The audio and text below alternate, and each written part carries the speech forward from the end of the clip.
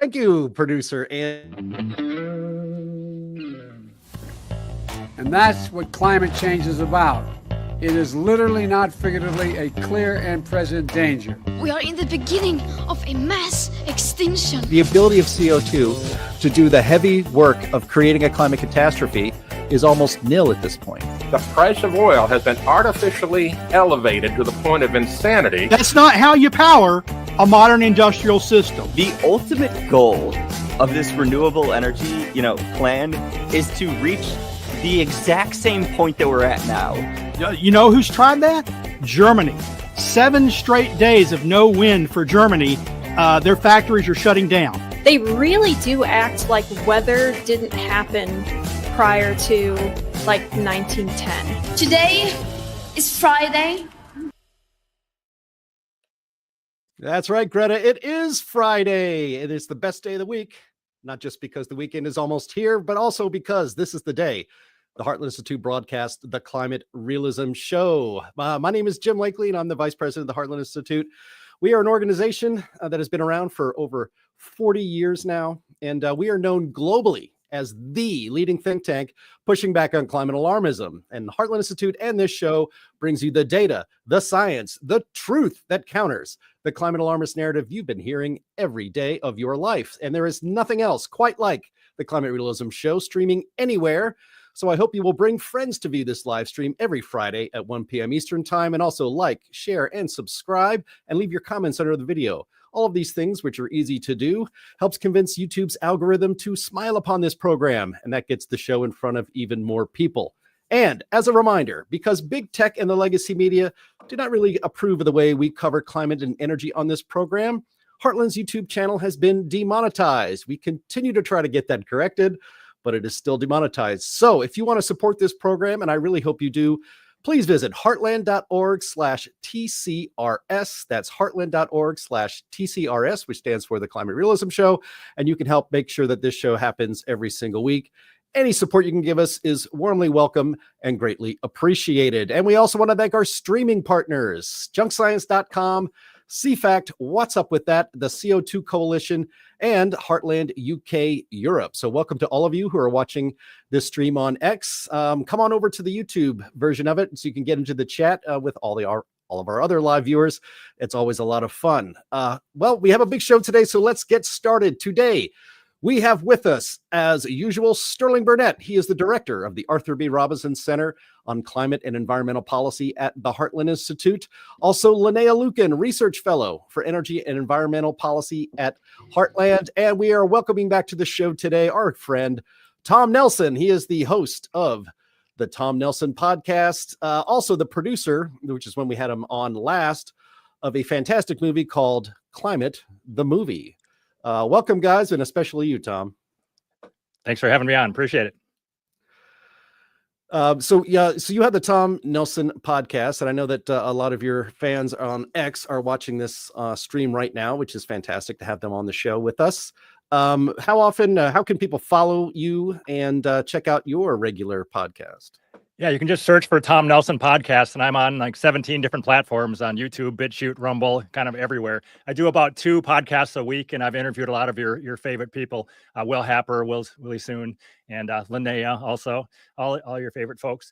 And I wanted to mention Guerrilla Science as well, that we're coming out with that. And Willie Soon has become a pretty big star on Guerrilla Science, doing short videos on various droughts or various climatic things that are happening. So look for us at Guerrilla Science as well. I love those time travel videos. They are so funny.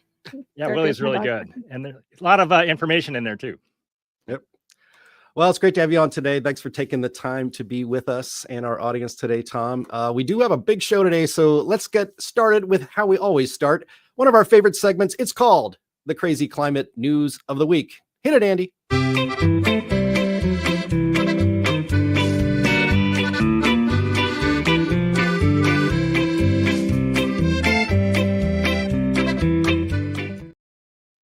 All right. Thank you very much, Bill Nye. So this is called The Road to Climate Hell, and this comes from our friends and streaming partner at Climate Depot. UN Secretary-General Guterres, former president of Socialist International, doubles down on climate action and warns of climate hell. We cannot allow climate commitments to be blown off course. And science is on our side. Well, we'll see about that, and we will discuss this. I've grabbed a video of Antonio Guterres talking to the press this week where these statements were made. This is about a minute-long clip, and we will kind of break it down for you after we play it. Go ahead, Andy. We cannot allow climate commitments to be blown off course. We don't have a moment to lose. No region is being spared from the ravages of accelerating climate catastrophes. And the crisis is deepening poverty, displacing communities, and fueling conflict and instability. At the same time, countries are waking up to a clear fact. Renewables are the economic opportunity of the century. Dissenters and fossil fuel interests may try to stand in the way, but as we heard today, the world is moving forward. Full speed ahead. No group or government can stop the clean energy revolution. Science is on our side, and economics have shifted. Prices for renewables have plummeted, and the sector is booming, creating jobs and boosting competitiveness and growth worldwide. The pathway out of climate hell is paved by renewables. They offer the surest route to energy sovereignty and security, and ending dependence on volatile and expensive fossil fuel imports. We also know collective climate action works. Since the adoption of the Paris Agreement, the projected global warming curve has been bent down from over 4 degrees of temperature rise within this century to 2.6 degrees, if current national climate action plans are fully implemented. But that is catastrophic. So we must go further and faster. Blah, blah, blah, blah, blah, blah. That is right. Thank you very much, Greta, for that. Jim, let me ask real quick. Yeah. Is that his Lenin's Earth Day speech? That I believe was done on Earth Day or the 23rd, actually, either the 22nd or the 23rd. Of this week. So, before we came on the air here, we were talking backstage and, we played the video to make everyone get a good look at it first. And we literally could stop that after every single sentence because there is hardly a word that comes out of his mouth that is not complete BS. For instance, I'm going to go to you first here, Sterling, for reaction, but there's no climate crisis caused by humans. Extreme weather is actually not accelerating.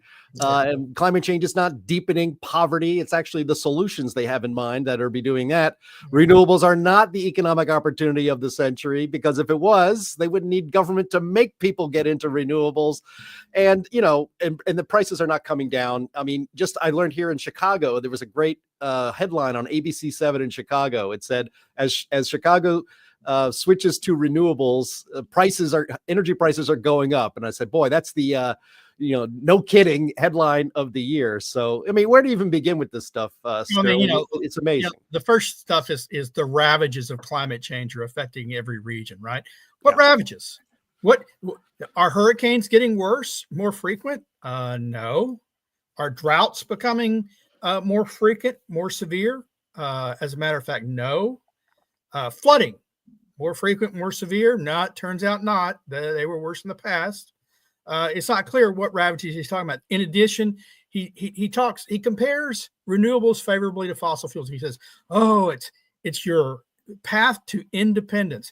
Yes, I see how you could become independent when you're having to go begging to China for all the minerals and the finished materials for your renewable system in Africa. That's why you have the what is this, Belt and Road Initiative is all about China supplying Africa with things. That certainly makes them more independent.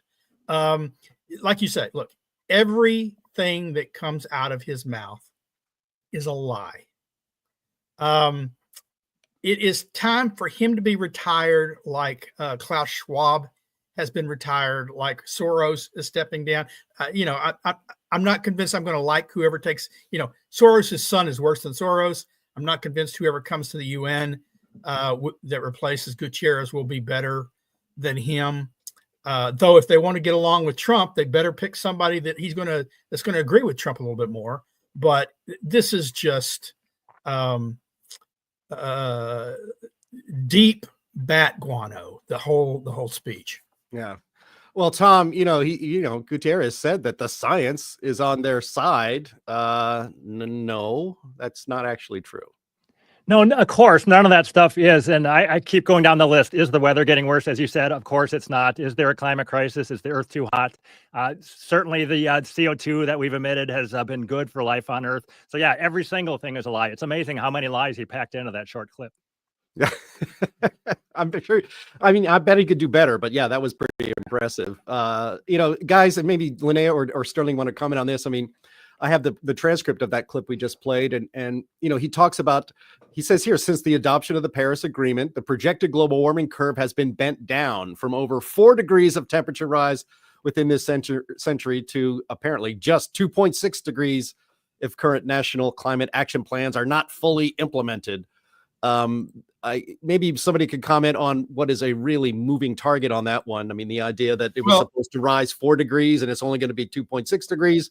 I thought it was 1.5, and I thought we already passed that. So unpack that. Yeah, the Paris Agreement was not to reduce it from 4 degrees. It was to stop it at 1.5 and no more than 2. We've surpassed 1.5. And it's amazing. Look, if Guterres is right, if he is right that we have bent the curve down, then that is telling proof that CO2 is not driving climate change. Why?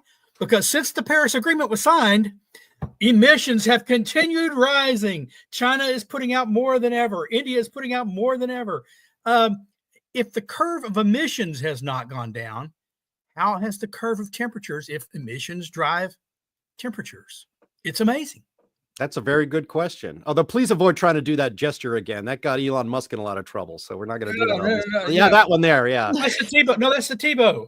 Oh, that's the T. Yeah. All right. So I think it's important to look at the Keeling curve because all the stuff they've announced that they've saved the world so many times. If you look at the Keeling curve at the CO2, none of that has had any effect on the Keeling curve. So it's not. It's all just a fake success and a fake victory over bad weather, and it's all a scam. But I would just look at the Keeling curve itself and to realize that all of these announcements haven't done anything to CO2, let alone climate. Yep, for sure. All right. Let's move into our second item of the day. Speaking of dumb, this is I've titled "Dimming the Sun is Dumb." This is from Breitbart. Scientists look to dim the sun to counter, quote, runaway climate change. Reading from the piece here a little bit before we react. The UK government is poised to approve experiments that seek to dim sunlight and deflect it away to fight, quote, runaway climate change, a report on Wednesday claims. According to the Daily Telegraph, a host of possible options for climate control are being considered by scientists with government approval alongside a £50 million in taxpayer funds. Outdoor field trials, which could include injecting aerosols into the atmosphere or brightening clouds to reflect sunshine, are being considered by scientists as a way to prevent, quote unquote, runaway climate change. ARIA, the government's advanced research and invention funding agency, has set aside £50 million for projects which will be announced in the coming weeks. Professor Mark Symes, the program director for ARIA, Advanced Research and Invention Agency, is reported by the Telegraph to have confirmed that there will be, quote, small controlled outdoor experiments on particular approaches. Quote, we will be announcing who we have been giving funding to in a few weeks. And when we do so, we will be making clear when any outdoor experiments might be taking place. Good. We have fair warning. Anyway, the Telegraph notes that the geoengineering projects which seek to artificially alter the climate have proven controversial, with critics arguing that they could bring damaging knock-on effects. Now, Lene, I want to start with you because you, as the host of our Thursday show, In the Tank podcast, also at 1 p.m. Eastern time every Thursday, you picked this as a topic to cover over there, but I thought it was good to bring it up on the Climate Realism show so we can dig a little bit deeper into it. So does this kind of idea invoke fear in you that something could go wrong, maybe mirth or disgust? I mean, is this remotely a good idea? Mostly just like big size. I don't think fear is the right word. I'm not afraid. I think that in order for it to have some kind of like runaway catastrophic effect, it would have to be very, very significant. I don't think, them throwing some balloons up in the air and busting them at high altitude with, what is it, like salt particles is one of the methods that they're looking at. Doing that over the oceans is going to cause like some like next ice age or something.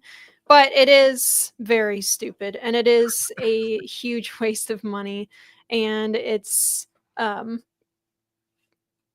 completely unnecessary. And so, yeah, I think it's dumb. And I also think some of the impacts that I can foresee having like a real problematic effect would probably be like, depending on what they're using, you could, yeah, that's right, redneck. You could have a, if the stuff was to fall out onto the soil or something, I could foresee that being a problem depending on what it is that they're using.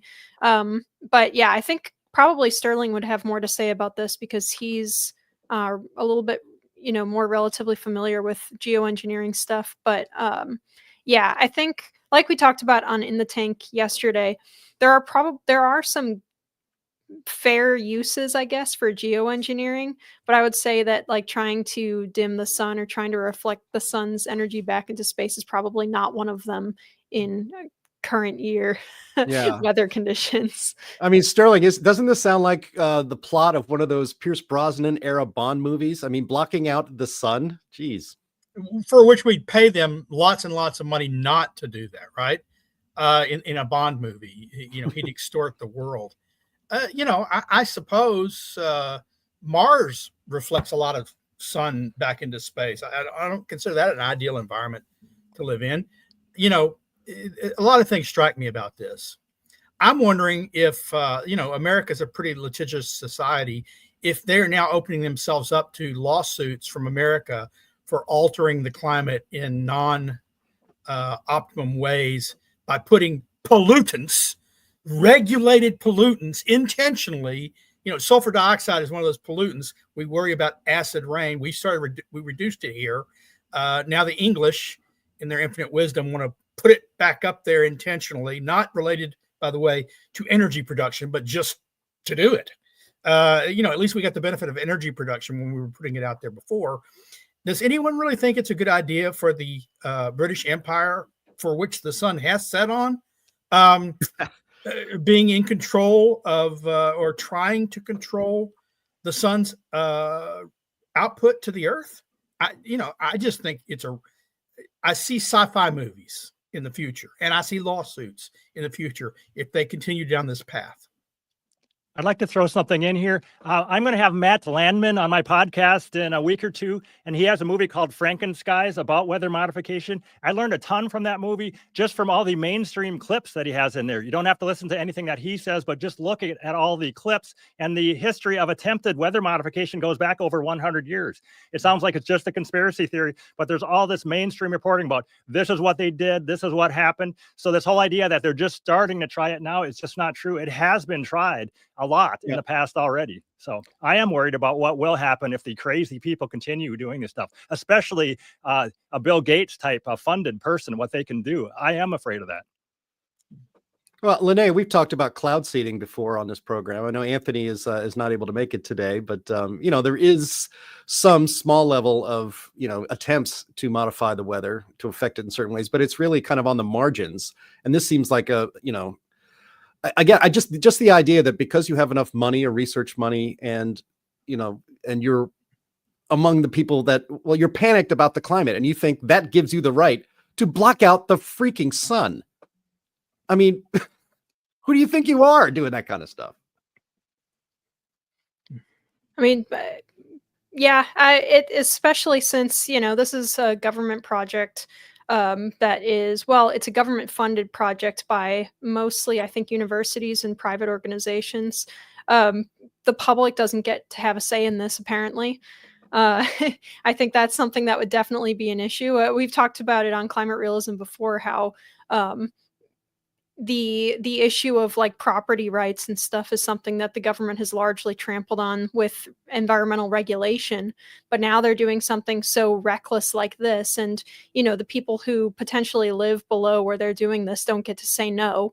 Yeah. So yeah, that's a problem that I foresee shutting some of this stuff down. Yeah. Well, all I know is if I'm a beach goer, and I don't care where I would be, if they actually dim the sun, I'm calling my lawyer. When I schedule my vacations to the beach, I don't intend it to be like dusk 24 hours a day. I want full sun. If I'm worried about skin cancer, I'll wear my sunblock. But what I don't want is sunblock in space. Yeah, and as we pointed out yesterday, and people in the chat have also pointed out, I mean, there seems to be something especially cruel about doing a blocking out the sun experiment in the UK, where a warm sunny day is not as quite as common, let's just say, in the United States. So, good luck to our UK viewers. I know we have a lot. We have a lot of you, and we're thankful for you. But we'll keep an eye on this. Hopefully, you will get as much sunshine as you can handle. All right, let's move on to our next item. And this is some good news in the crazy climate news. The Climate Envoy office has been canceled. This is from the Washington Free Beacon. Trump administration axes Biden-era climate office John Kerry used to assault fossil fuels. Aw, sad trombone sound for everybody. All right. Wah, wah, wah. The State Department is formally removing the Office of Special Presidential Envoy for Climate. The office former President Joe Biden created and appointed John Kerry to lead as part of his aggressive agenda to combat global warming. In a statement to the Free Beacon, a senior State Department official confirmed that the office has been shuttered, noting that its mission did not align with the Trump administration's agenda. No kidding. Web pages for both Office of Special Presidential Envoy for Climate and the State Department's initiatives relating to the environment were recently deleted. This climate office has, this is a quote from the story, this climate office has long been captured by ideology instead of common sense policy. The new chapter of the State Department will not include this office. This is a part of a broader effort to empower regional bureaus and embassies to effectively carry out diplomacy. So, Tom, let me start with you on this one. Certainly this is not all that surprising. If a Democrat wins the White House in 2028, this office will probably be reinstated. But it seems to me that this is a pretty clear message to the rest of the world that if they didn't get it before, that the U.S. is now out of the climate change business and it's going full speed ahead, as Guterres might say, in the other direction. And maybe some of these countries will actually follow us. Yeah, I did a whole post on this with all the different pieces of evidence that the U.S. is going away from the climate scam. And there's so many great quotes from Trump's department heads talking about this climate thing as a cult or a religion, and we're not going to have any part of it. And it's just such a huge difference between the people under the Biden administration, who each department was supposed to make this climate scam the focus of what they were doing or something. So the contrast is just huge. And it seems like it's an awakening that is kind of catching on around the world, not everywhere, but in a lot of places. The thing really is imploding and in front of our eyes. I think it's not coming back. I just had a guest on my podcast talking about it not coming back. I think that was Francis Menton. So I don't think when the next Democrat comes in, they're going to just put this all back in place. I think a lot of it is gone for good. But it will take a long time, I think, for it to totally die. Well, Guterres, he seemed to think that everybody was going forward, even though we know Trump is. But it's not just Trump. Look around the world. Look and see what's happening in Europe's recent elections. They're pulling back. They're cutting back on their climate commitments. It's not just Europe. Malay is not fully embracing climate commitments. A lot of countries are saying, hold it. It's time to reconsider some of this stuff. At the very least, slow it down. I hear new governments all the time talking about developing their oil resources. That doesn't seem to be in line with Gutierrez' claim that everyone's going on board with renewables and going forward with climate change. It was like he lived in a different world when he was saying that he was seeing something that didn't reflect reality. It's his sort of la land belief of what was happening as opposed to what is actually happening on the ground. Well, I'm sure he does live in a totally different world. It's like what we talked about before with Larry Fink. You know, these guys have advisors that sit around them all day telling them basically what they want to hear. And, you know, when that narrative changes, that's when they'll change their own tune. You know, the moment that AI, it was very clear that AI needed way more energy than wind and solar can provide. All of a sudden, Fink was talking about how renewables aren't going to do it, right? Yeah. So I'm sure, I am so positive that Gutierrez doesn't just like read the normal news. You know, maybe he reads the New York Times or something, or whatever his equivalent of that would be. Although I think that's pretty well ubiquitous worldwide anyway. But I'm sure he might read that. Maybe he watches his local news or something, because everybody in that age bracket does. But he's not, you know, closely following every energy policy around the world, regardless of his position. I don't know. I think he might, and he's like whistling past the graveyard. He knows it is absolutely, I believe it's absolutely certain that he knows what Trump is doing. When he says the entire world is still going, he knows that Trump's not doing that. He just reading the New York Times, he'd know that. I believe he knows what Milei did at the last climate summit. I think he knows these things are going on, and he's just pretending that they're not in a sort of you know, he's prophesizing. He's hoping that his prophecies come true. So speaking of Larry Fink, you may have said this before, but I think it's such an important nugget that Larry Fink, he does this annual letter. He mentioned climate 29 times in 2020. He mentioned it 0 times this year. I think that's just huge, that big money is backing away from it. The banks and BlackRock, et cetera. Bill Gates even supposedly is kind of backing away from some of this funding. So I think that's pretty big. Yeah. Gutierrez, he gave brief remarks, and then he was taking questions from the press. And I wish I had the transcript up again. I don't, but I recall when I was reading it that somebody asked, well, like, hey, well, Trump isn't on board with the climate program. And Gutierrez's attitude was like, you know, well, that doesn't matter. You know, the rest of the world is, and, you know, this is a bigger issue than any one president and blah, blah, blah. Well, it strikes me that a big part of this whole scam is this idea that it's inevitability. Right? That there is no, you don't even bother resisting. They keep talking as if everything is a done deal. John Kerry used to say that. It's like, it doesn't, you know, this is, we're moving forward with or without us, so we're going to be with us. And, you know, they want to just speak it into existence. But I think a lot of it is that idea, and the language that they use and their attitude is that it's inevitable. Well, it's not inevitable. As you mentioned, Tom, the words climate change are coming out of fewer and fewer of the mouths of fewer and fewer global leaders these days, because they see the truth of the economic truth. You know, the scam can only go on for so long, and soon you start looking foolish for hanging on to that inevitability spin. Just another piece of evidence there is the whole flip of Joe Rogan, because he was all in on the other side as recently as 2018. And now it comes up quite a bit on his pod, and he mocks it. And he's got an audience much bigger than CNN. So I think that is a big change. Just that one thing is pretty big. Yeah. You know, Gutierrez is, I like the fact that he said what the U.S. is doing doesn't matter. Good. Then we can drop out of, you know, we can get rid of all the climate stuff. No one can ever complain about our emissions, because Gutierrez said it doesn't matter what we do. We don't impact the planet, according to Gutierrez. So right. Take him at his word.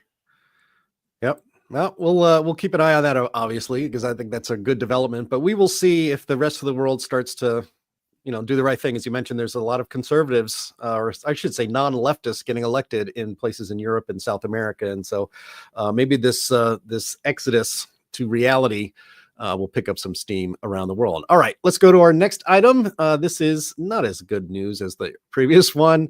And this is the use of AI for climate censorship. This is from our friends at Just the News and a friend of the show and reporter Kevin Killow.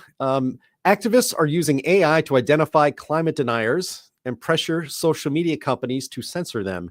And Tom Nelson, I have to thank you for this, for alerting me to this on your X account, as a matter of fact. So let me read a little bit from it. Tortoise Media, considered a left-wing British news site, launched a campaign called Hot Air this month that blames the shift in public support for climate policies on the spread of what it calls misinformation.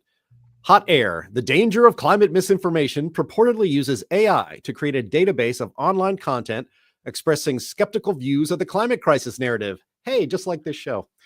The goal of the initiative is to identify influencers and publications that are spreading this alleged misinformation online and get social media companies to remove the content. It's always censorship. According to their methodology, they identified 274 online actors and 129,334 posts from those actors, which we collated into the Hot Air tool. Our research encompassed X, YouTube, TikTok, and various news websites and blogs that we identify as frequently disseminating climate change narratives. That's what Tortoise had said. That methodology, however, is deeply rooted in data sets from notorious censorship advocates when it comes to matters salient to left-wing readers. Their website says, quote, to identify actors on YouTube, we started with the list identified by the Center for Countering Digital Hate in their research with known climate content creators, unquote. I will note that the Heartland Institute was very prominently featured in the Center for Countering Digital Hate's latest report last year. The Hot Air Project coordinators identified 274 influencers and nearly 130,000 posts posted on X, YouTube, and TikTok.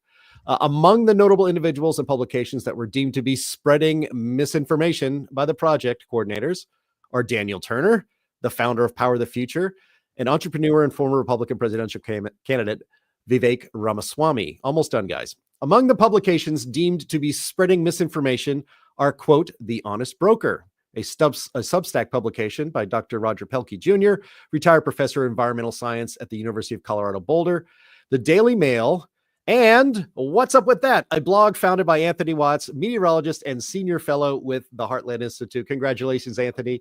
I will send you a trophy in the mail soon. So, Tom, it was your X account that drew my attention to this story. And there is a link in the show notes there, Andy. You can bring that up on screen. Yes, there it is. It was your X account that brought my attention to this story. And congratulations, Tom Nelson. You are number one with a bullet on this censorship list. Yeah, thanks. It's all about volume, and I did a lot of posts. I think 19,000 of my posts are referenced in there, which I love. But it really is a great search engine because you can just search on my name and UHI. You can find out on all these platforms, where did I mention UHI? You do that same thing for What's Up With That, and it's a really good way for skeptics to look around and find some other information that they might not be aware of. So I love the whole thing. I don't think it's hurt us at all. I think it's a backfire. I think our board, isn't Steve Malloy, our board member, also ranked pretty high on that? Number two. He's number two. Yeah, I mean, I don't know how Steve Malloy and Tom Nelson have time to do anything else in their day with how often they are on X posting awesome stuff. But Tony Heller is a friend of the show. He's been on before. He's there at number 5. Net Zero Watch. Those are our friends in the UK. We're very familiar and friendly with them. Of course, Anthony Watts, What's Up With That, is on that list. And then the humble Heartland Institute. We are so happy. Look at that list. That is a murderer's row of climate realism. And you should follow all of those accounts. Feels like being on the mod squad in Thank You for Smoking. That's right. Well, I mean, kind of dovetailing or, related to the other stuff we've talked about on the crazy climate news of the week. I mean, this sort of thing, this would have hit a lot harder 2 years ago when the Biden administration was coordinating with powerful entities, including the media all over the world, to censor and cancel and demonetize and shame anybody who differed from the climate alarmist narrative. So it's still not great that the left still wants to censor anybody who just disagrees with their points of view, but it doesn't hit as hard because it seems like their power structure is starting to collapse. Thoughts on it? I think they were using this, maybe stuff like this to censor people on Facebook. I'm not a Facebook guy, but I'm hearing just now that they're switching something and they're going to more of a community note type of thing rather than using third-party climate scammers to censor us. So I think maybe even some of these other platforms other than X may be opening up somewhat, or even LinkedIn. I think they let Gregory Wrightstone back on for some reason. Yeah. I don't know if that means something or not, but maybe the competition from X might cause a little opening up. I don't know. Yeah. Well, I think in part they're all trying to play nicer with Trump, right? You know, but would Jeff Bezos have been on the stage with Trump or Mark Zuckerberg 4 years ago? No, there's no question they wouldn't have been. Even Musk 6 years ago probably wouldn't have been. So I think the tech giants are under assault in a lot of countries, as you know. They have been successfully sued in various countries for monopolizing. They are losing influence here. Trump delayed the TikTok thing, but the point is, everyone thinks being rich makes you powerful. It doesn't. Politics is what is power, and politics can shut these guys down. And they know there's a new sheriff in town, and they want to play nice with him. So slowly and a little bit at a time, they are loosening up. If you're more favorable to Trump, you're now being allowed, I think, a little bit more voice without the censorship, without the fact checking, without the. And it hadn't hit all platforms yet, but I think as Trump is successful in scrapping these things, you'll see more and more openness. Yeah.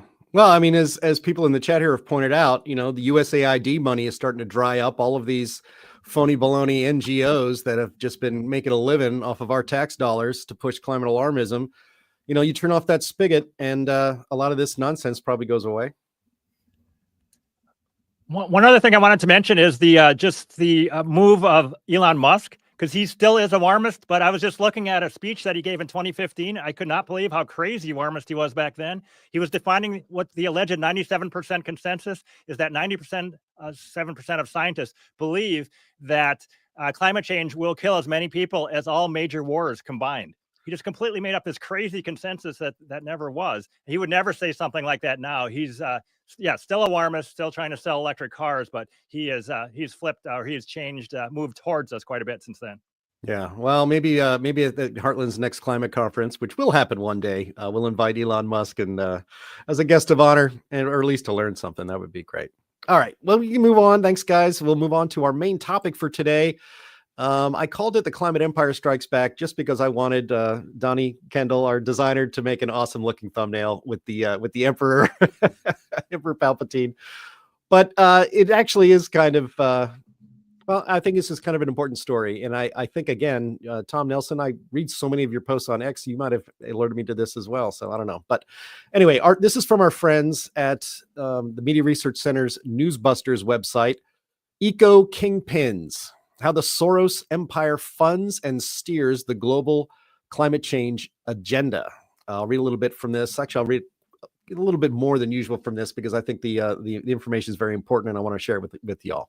At 94 years old, leftist billionaire George Soros has established the blueprint for how his enormous open society foundations, fueled with $32 billion of his fortune, will continue fulfilling his dark vision throughout the world under the leadership of his more extreme son, Alex. Part of that vision involves using the ever-evolving specter of climate change as a springboard to impel the world towards a new world order. That is certainly something we cover on this show quite a lot. All right. And this is what this study had found. And they also worked with Bongino report, as it turns out. So some of the takeaways from this. 345 eco-activist groups push the Soros climate agenda worldwide. So MRC Business tallied 345 groups around the world that the Soros empire has bankrolled between 2016 and 2023 that have acted as conduits for his vision, with some groups even holding sway in the most powerful international governing bodies. The Soros-funded Climate Action Network, for example, it bills itself as, quote, a global network of more than 1,900 civil society organizations in over 130 countries, driving collective and sustainable action for the climate crisis and to achieve social justice, unquote. Yay. If that wasn't indicative enough of the kind of power this organization wields, it prominently notes that it, quote, convenes and coordinates civil society at the UN climate talks and other international fora, unquote. MRC found that the Soros empire under George and Alex Soros committed an enormous $193 million in climate environment spending split between these 345 radical groups between 2016 and 2023 alone. Now, I bring this up because, the funding is kind of a sensitive subject around here, because the narrative you hear, and in fact, the leftist media is paid to lie to you and tell you that organizations like the Heartland Institute and shows like this are so well funded, we're just swimming in big oil money, and that's why we get to do what we do, when it is obviously the exact opposite that is the case. So we're going to get to that in just 1 minute. A couple more takeaways from this report. Eco-extremism pushed by Soros-backed groups is nothing short of terrifying, according to MRC. The groups financed by Soros have pushed everything from the elimination of the internal combustion engine to a war on the fossil fuel industry to the adoption of the global Green New Deal to transform youth into climate radicals. Well done, guys. And to direct intimidation of politicians who do not properly toe the extremist line. Another point, $618 million to buy an eco-utopia. The Open Society Foundations, under both Elder Soros and his son Alex's leadership, respectively, have allocated at least a whopping $618 million toward exploiting the issue of climate change to overhaul global politics, to be more in line with its dark vision of the world. And lastly here, one last takeaway is that Soros-backed eco-extremist groups publicly intimidate politicians. An example of that would be in October of 2021, the notorious Sunrise Movement shut down Manhattan highways during rush hour while barking demands that President Joe Biden, quote unquote, save the planet. So when you see clips, or if you have to experience it yourself, increasingly it seems in the United Kingdom, people blocking roads, they didn't just get there by accident. They're paid to be there. They're paid very handsomely to be there. And that's what this report from our friends at the Media Research Center shows. Now, thank you for your indulgence in reading all that, but I thought it was important to get it all out there in the open so we can talk about it. Sterling, we've been battling this evil climate empire for years. I feel like we're on the Rebel Alliance side, and perhaps the election of Trump was the good guys destroying the climate Death Star. I don't know. But the idea that, this funding, we talk about it, and I'm very grateful for this report, because there is a huge amount of money pushing climate panic across the globe. Well, yeah, no, I mean, look, four foundations gave millions of dollars to the Associated Press to expand the reporting corps about 3 or 4 years ago, to expand their climate reporting corps so that they have a climate story every day, usually multiple climate stories every day, if not every day, every other day, multiple stories, because they've hired reporters based simply on foundation grants from foundations that support climate alarmist foundations. Going back a little farther, it's not just billionaires out of government. It is governments themselves that fund this claptrap. Russia funded environmental groups in the U.S. to stop fracking, to save the world from the horrors of natural gas production, which is causing climate change. While Russia was pumping gas as fast as it could, it was funding them trying to shut us down because it profited Russia. So it is appalling. Look, I'm a philosopher by training. I like to address arguments, not the character of those people making the arguments. But we are constantly lambasted here for being in the pocket of big oil.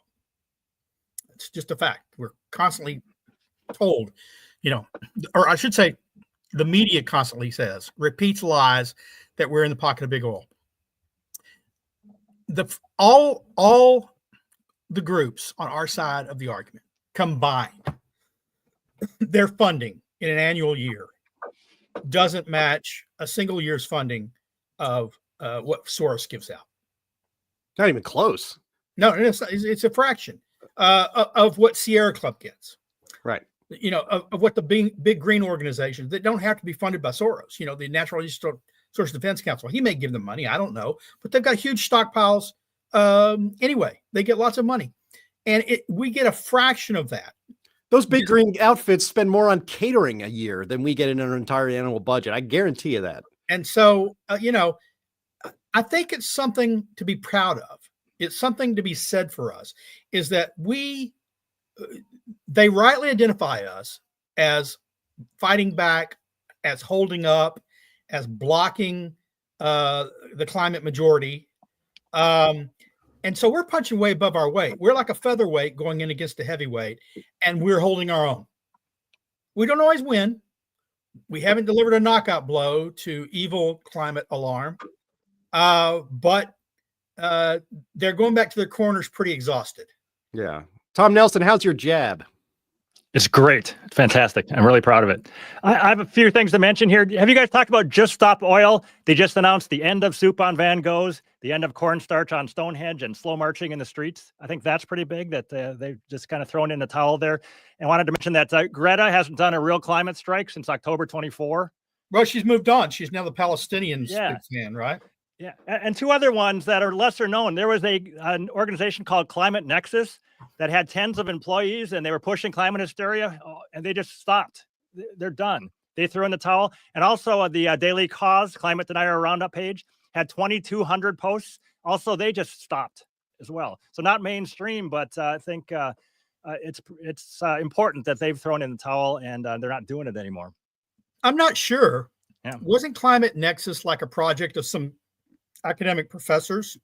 I don't know. I mean, do you think they renamed it or something? Maybe. No, I don't know what happened. No, but look, there's at least one climate so-called fact check group, or and I don't know if it was Nexus or whatever, that was funded or that was supported by Michael Mann. Well, he's got his own problems, right? He's got to put his money elsewhere at this stage. I'm not sure he can continue to back some of these things. In addition, you know, look, another biggie that I haven't heard much from recently is Extinction Rebellion. I haven't seen their big protest because these people are going to jail. You know, they're being arrested. They're being prosecuted. Under previous governments, they would slap them on the wrist. They'd say, "Oh, naughty, naughty," and then they drop charges. Now they're being fined. Now they're being imprisoned, and that changes behavior. I think Extinction Rebellion might have become Just Stop Oil to some extent, and then Just Stop Oil is going out of business, but I could be wrong. Yeah. Well, I mean, it's exhausting, isn't it, Linnea? I mean, you can't keep this kind of outrage up continually. I don't think the human body and psyche can handle it. Probably not. That's why it's kind of transitioning to like a climate anxiety, climate depression type of narrative that's being pushed in the news right now. It's part of it. Is a lot of these activists are just, you know, especially the true believers who you have to feel kind of bad for, other than the fact that they're like kind of suckers. But the people who really believe that we're, you know, hurtling towards the end of the world, and there's just no major moves being made. They really believe that you need like a restructuring of all society in order to stop the end of the world, and it's just not happening. I can only imagine, you know, you can't keep up that level of activism forever. But yeah, no, the interesting thing is the timing. I think the timing of all these things shutting down right around the time that Doge starts up and begins looking into US aid and all that stuff. It's just, I don't know. I'm not saying that USAID was directly funding all of these groups, but it's awful convenient and it's awful interesting that they're all kind of like moving back into the shadows right now. So who knows? I think the funny thing is Just Stop Oil claimed that the reason why they're shutting down is because they won in the UK, which they certainly have. You know, in the UK has definitely had a very bad time of it. It's got a terrible government. They've got, you know, they stopped fracking there once again. So they've kind of won, I guess, but it seems like a pale excuse considering, you know, how much further they would have liked to take it. I don't know. Just Stop Oil seems like a pretty big ask. that it does not appear that they achieved. So they're just getting oil from elsewhere, I guess. So I don't know. Well, Linnea, there's a climate sucker born every minute. And in our school systems in the US still, and I'm sure in Europe as well, there are climate suckers being created every minute. And that's why we have to continue the fight and especially change our education systems. Trump is trying to do that, getting some of the DEI, the ESG, and the climate stuff out of schools. But one of the reasons school choice is so critical. Yeah, I mean, for sure. And you can get it. You can get our book, Climate at a Glance. Go to climateataglance.com. We even have an app for it. That's great for homeschoolers to learn the truth about the climate. A little cheap, shameless plug alert right there. But, we titled this The Climate Empire Strikes Back because while, as you mentioned, Linnea, the USAID money for all of these phony baloney, instant pop-up NGOs that just take billions of our dollars every year, although that may be going away, it is George Soros and Alex Soros are not going to stop giving literally hundreds of millions of dollars every year to keep this scam going. Basically, it's an ideological fight, but it's also a scam. I think another factor just is that the clock is ticking, and they told us the sea ice would be gone by 2014, and it's not. And the world's supposed to end by 2030, and that's getting closer and closer, and it's clearly not. I think a lot of the kids who are scared about this have to be looking around and thinking it's the stuff they told us was going to happen is not happening. At some point, they're waking up one by one, possibly. Yeah. I mean, reality has a way of doing that. Go ahead, Linnea. I'm actually seeing something pretty interesting in, comments. Sorry about that, my stupid dog. In comments and stuff. On Reddit and on Twitter and other places. And it's a frustration by climate alarmists or by people, my goodness, by people who are...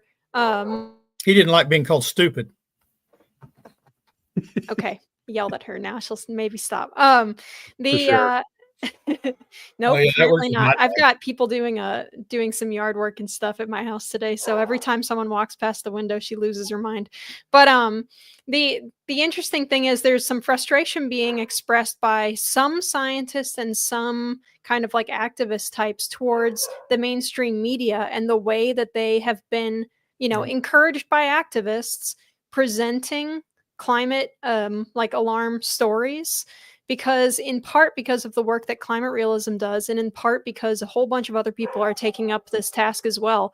The media has been exaggerating and straight up misrepresenting the research on different weather events and climate change in general for decades now. And finally, they're starting to see that it's counterproductive. They're starting to see, not the media, because the media is too dumb to notice that it's counterproductive, and they're being directly paid to cover climate change in this way. But there are a lot of even activists who are frustrated with CNN posting a story saying science now says that all hummingbirds will be dead by April of next year. And then when it doesn't happen, people are like, look, this is proof that climate change doesn't exist. And this is like maddening for the activist types, actually, because one, it was always BS that hummingbirds were going to be extinct by next year. That was never even the claim of the study that CNN is reporting on. And then two, people can use it as leverage against their, cause. So it's interesting to watch some of the infighting going on right now. And I love it. We'll see if the media picks up on it and starts withdrawing some of their alarmism a little bit.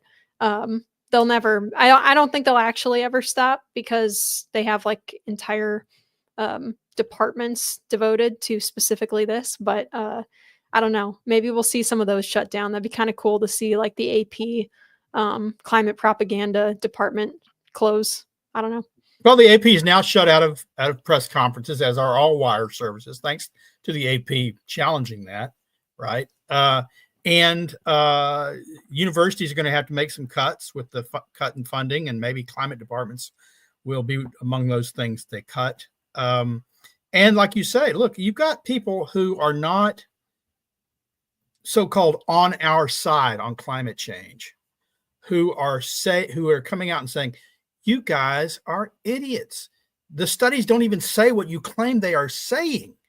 Yeah, was it Hossenfelder? Yeah, a popular blogger recently just took an attribution study to task, but more importantly, she took the reporting on the attribution study, the press release on the attribution study to task. And that, at one time, Judy Curry was in the fold, and she has been excommunicated, not by me, the Archbishop of Ranberry, but by the climate scolds.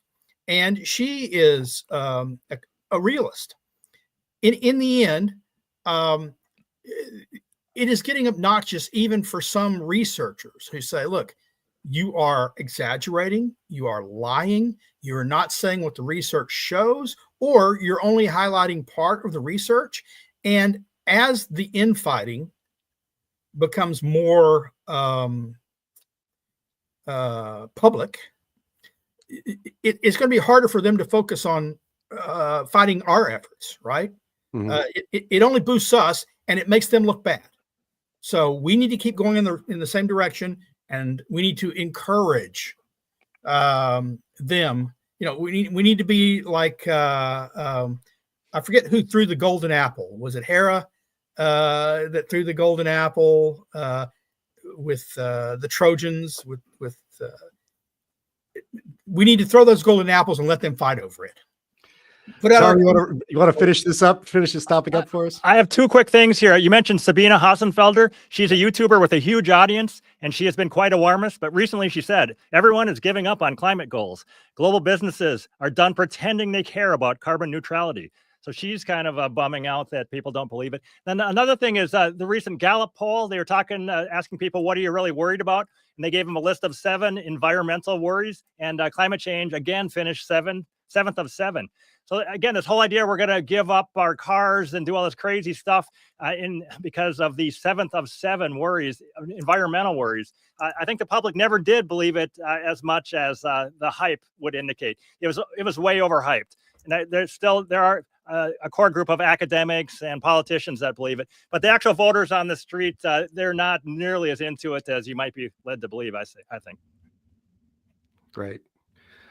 All right. Well, thank you very much, Tom. That was great. We always, one of our other favorite parts of the show is our Q&A. So if you have any questions for the panel today, plus Tom Nelson, of course, we're very lucky to have him today.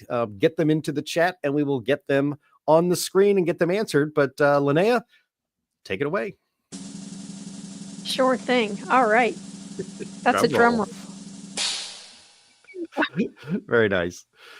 There we go. Okay, so we have this question from Walter, who says, why hasn't the Trump administration and Lee Zeldin as yet rendered the endangerment clause, or endangerment finding rather, null and void? It is needed to move forward with their energy policies and so much more. Sterling? Well, I'm not inside the Trump administration, so I can't say why they haven't done it. There are about 4 or 5 paths forward to do it. I think they want to do it. They struggled initially to try and determine which is the best path. Withdrawing the regulation, rescinding the regulation is a long and laborious path. You have to follow the Administrative Procedures Act. It could be done through not defending against lawsuits and encouraging states to sue. And then the Justice Department not defending against those lawsuits. Now, some people have suggested recently that Trump came out and issued an executive order saying all regulations that violate Supreme Court rulings need to be scrapped. And the endangerment finding, the problem is you've got dueling court rulings. You've got Mass EPA, which allowed EPA to regulate CO2 as a pollutant if it found endangerment. But then you've got more recently West Virginia EPA, where the court created something called the major questions doctrine. And if anything is a major question, the use of CO2, the production of CO2, the life-giving gas around the world, is a major question. Giving a single agency the authority to shut down the industrial world, or at least America's industrial economy, should be taken up by Congress and Congress alone. So perhaps the EPA could quickly just say, okay, well, we've decided after West Virginia v. EPA, we're violating the Supreme Court ruling by regulating CO2. It's over. And then let this lawsuits begin from the other side, with the Justice Department defending EPA's position and the court saying, which would give the Supreme Court a chance to say, you know what, we made a mistake. Remember, Roberts was in the minority that didn't recognize the EPA's authority to regulate CO2. There's a different court makeup now. If it's taken up again, I'm unconvinced that that Mass v. EPA is upheld, especially after West Virginia. So I think that's the best course of action, but the administration, and I can't say why, hasn't acted yet. Yeah, there was a story in Politico this week that said, it has the headline, Zeldin says EPA will launch formal rulemaking effort to overturn key climate finding, and that key climate finding is the endangerment finding. So we have some friends in a chat that talk about this. I'm not supposed to talk about the chat. I'm sorry. But anyway, they said a couple of them were a little skeptical and said that this is a head fake, a diversion, but I don't know. But it appears that the EPA under Zeldin, you can't just sign a piece of paper and say the endangerment finding is null and void. There are procedures you have to go through. You have to check all the boxes to make sure that when you do overturn the endangerment finding, it stays overturned. So that's what I think they're working on now. Well, but under the last method that I suggested, which was you look at whether the endangerment finding is in line with West Virginia v. EPA, they don't have to go through the formal process because they could just say, we've determined that we are violating what the Supreme Court said we're allowed to do. Now, that would open up lawsuits. There's no question about that. But they would be on the defensive then, the other side, as opposed to EPA. EPA say, we're just trying to comply with the Supreme Court ruling. Yep. I just wanted to throw in here that Francis Menton was just on my podcast talking about this in great detail. He's a lawyer. He has been involved with this in the past. So I can't restate what he said in my own words. But if you want to find out what he said, you could go over there and listen to that. Francis Menton on my podcast. All right. Nice plug for you. Was he at least hopeful or optimistic about it? He was. He absolutely was. He said something along the lines of the climate scam is dead. I like that part. Yeah. Oh, I like that a lot. How about that? Yeah. Okay, here's a quick question from Chris for you, Jim. Has there been any change to YouTube's policy of sticking a climate change warning on climate realism videos? Not that I've seen, although everybody watching now, you can open up a new tab and just look over at the Heartland YouTube page and see. No, I don't think they have done that. And what's really silly about it is I think they used to link to, of all things, the Wikipedia page on climate, which is, pretty dumb as it is. But, it doesn't, certainly that kind of hurts, I suppose, our viewership. But, we still get almost 2,000 people, more than 2,000 people watching this stream on all sorts of platforms every week. So it's not working. All right. So we also have this question from Steve who says, I can't find a link to the MRC report on George Soros funding of climate change hysteria. Can anyone provide that? Yes, I have it in my show notes. I actually will drop it in the description of this video while we go through Q&A. Very, very good. Thank you very much. Okay. LT Oracle of Truth asks, can't other countries sue the UK for dimming their sun? I would guess no, because it's going to be local. It's not like they're sending it up into outer space and blocking the sun yet. I did see a story a couple of months ago about, I think Bill Gates was like semi-funding some kind of like a space umbrella project. What? Something silly like that. Something very, very Goldfinger like. Once again, we're all about the Bond villain, stuff here in the climate realism world. They're always up to something weird over there. So we'll see. There is a company called Make Sunsets, I think, that is selling some sort of cooling credits. You can actually buy those in the U.S. But I read up on it, and in Mexico, they banned that company from doing that. I thought that was interesting. Can't do that in Mexico. Yeah. I joked about it on In the Tank yesterday. I said, it's like the best scam ever because all they're doing is sending like a balloon up and it explodes at a certain altitude. And there's no way that they're sending balloons that are having enough impact to actually do anything measurable whatsoever. And then they sell these cooling credits. And I'm like, man, this is the best money-making scam I've ever heard of. Why didn't I think of this? No. There was a better one when I was younger called Pet Rocks. People literally sold rocks that they put little eyes on, and that was your toy. I won't hear any slander about pet rocks. They're great. I mentioned very early on that I thought that this might open the UK government up to lawsuits. I don't know what international law is, but I'm sorry. If you put particles up in space, or you put not space, but up in the upper atmosphere, in the middle atmosphere, you put sulfur dioxide up there, which is regulated as a pollutant in every industrial country I know of. When you're intentionally doing that, you can't pretend it's going to stay over that little region of England that you've opened it up in. Air moves particles, and it could go over France. I'm sorry, but if I'm in the French Riviera and all of a sudden I get a cloud, I might start blaming England because, people like to sue. So it's like, England's making it cloudy here. I can't vacation in the French Riviera. Time for a lawsuit. They cannot pretend those particles and everything stays where they drop them off. I think it is conceivable that you could steal rain from a country that's downwind of your country if your cloud seeding actually works. So you never know.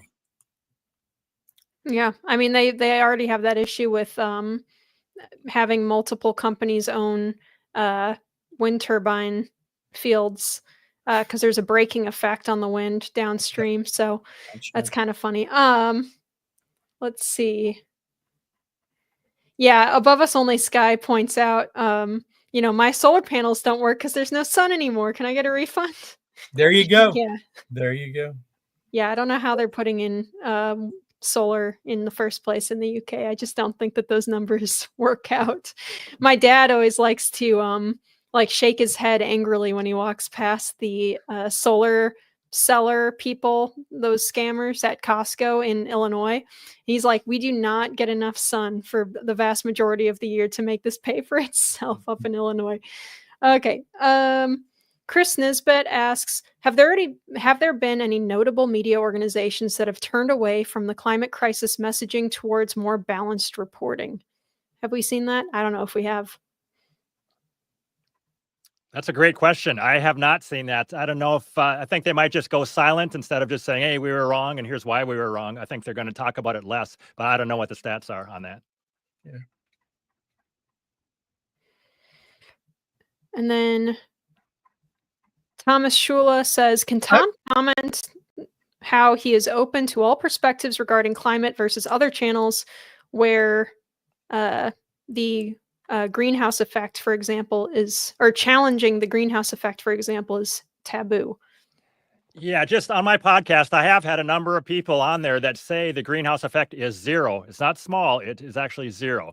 So I've had all sorts of people saying contradictory things, and they have different ideas of how the climate works and how CO2 works.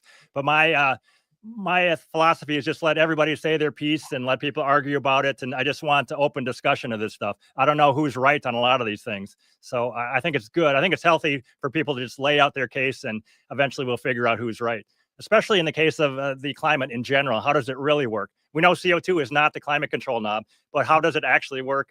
I think it's so interesting that people have a lot of different ideas about that. I'd like to go back to the previous question, Linnea. I'm not sure that there are any major, what we call mainstream media outlets that have changed their tune yet. And I think that Tom's right. If they do anything, they'll just go silent. There'll be fewer stories. AP funding will dry up and they'll have fewer stories. But technology is a wonderful thing.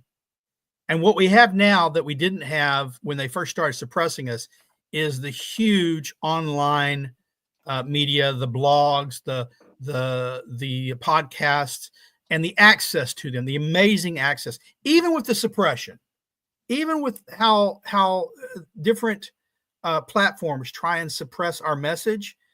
Tom does have a popular podcast. We have popular live streams. Others do the same thing. So our message is getting out there in new and amazing ways, but in ways that current generations, that's how they access their news and their information.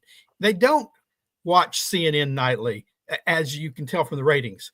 They don't sit and watch their local news as often. What they do is they get on their phones or their iPads or whatever, the Kindles, and they look things up. And that wasn't available when the mainstream media really did hold a stranglehold over information.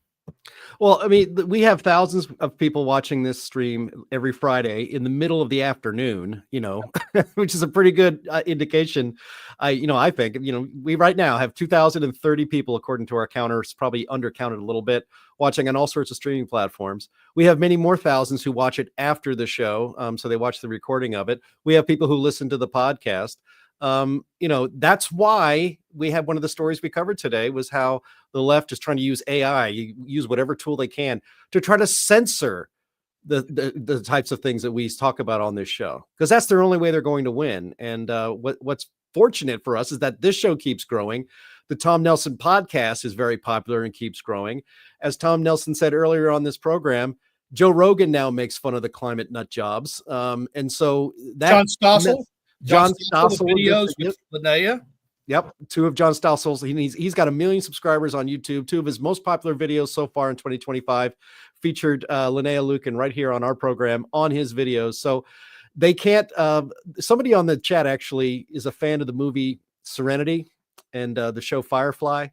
And there was a line from that I always remember. It's like, "You can't stop the signal, Mal," was a line from that movie. And they can't stop the signal.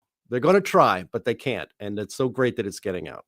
Linnea's Climate at a Glance videos, over 1 million views. Correct. Right? Yep. They tried to censor us. They tried to suppress us. More than 1 million people accessed those videos. Pretty good. Pretty good. Yeah, thank goodness for kind of the distributed media here. So Don Hughes has a question that I wish Anthony was here for, because he actually probably knows the answer to this, which is how high are the cloud tops in the UK? My guess would be it depends on the day, it depends on the type of cloud, and it depends on, weather conditions. So, and yeah, I don't think we're able to answer that question here, unfortunately. Anthony would be able to. Maybe if you ask it again next week when he's back, or whenever it is that he's back, we will be able to get it. All right. So Above Us Only Sky asks, question for Tom. Your podcast with Christopher Monckton got very technical, but didn't he prove the IPCC models were mathematically wrong? That was what he was trying to do. I cannot say one way or another. I can't say that, yep, this proves it. The answer is I don't know. And that's the answer to a lot of these questions for me when people say, how does this stuff really work? I don't know. I'm just putting up the podcasts, and we have to argue about it to find out what the truth is. So sorry, I don't know. Lord Monckton, I think, first presented that mathematical disproof at our conference, probably maybe before Vegas, but maybe at Vegas. I forget which conference he spoke at where he gave the mathematical refutation, what he said was a refutation of the entire IPCC climate process. Yeah, it's terrific. It's really fun. Someone in the chat says that we censor certain views. I don't think we censor any views. I think we argue them. We have people who, if they disagree, they're not just going to say, oh, that's fine, and then move on. Like if someone tries to challenge like Anthony or something on steering hurricanes, then he's going to get pretty aggressive about arguing with that. He's not going to just put up with it. Let's see. Oh, LT Oracle of Truth says, what kind of dog do you have? I have a Portuguese water dog, and she's a yapper for sure. So I talked over that. What's your breed of dog? My dog? Yeah. A Portuguese water dog. Oh, okay. Very pretty. Let's see. Yeah, that's right, John. I have a bad dog. That's the kind of dog I have. A very bad dog. And a very loud dog too. That's fun. Alrighty. What else? We don't have too many questions here today. What do I have? That's okay. We can end early.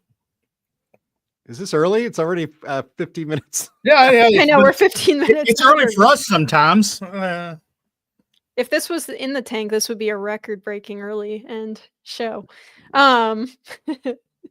So yeah, thank you guys so much. I'm gonna hand it over to Jim because we are out of questions. All right. Well, I want to thank everybody who offered those questions, everybody in the chat, everybody watching on X. That's great that you're watching on X, but you can also watch us on YouTube and Rumble, where you can, I think, participate a little easier in the chat with the many people that watch this live. It's always a lot of fun. So maybe we'll see you there next week. I want to thank our special guest today, Tom Nelson, of the Tom Nelson podcast, and also a producer of a great film called Climate the Movie. If you have not seen it, where can they find it and see that, Tom? You can go to climatethemovie.net, or you can Google Climate the Movie. There's like 100 copies of it, full copies everywhere, kind of. Yeah, cool. So yes, I encourage our viewers and listeners to do that. I want to thank our streaming partners, which is what's up with that? It's CFACT, Climate Depot, Heartland UK Europe, junkscience.com. I think I got them all in there. Thank you we appreciate your support and getting the show out to more people. Thank you, Linnea Lukin, for being on the show today. Thank you very much, Sterling Burnett. It is great to have you all here, and we will be here again next Friday. Bye-bye.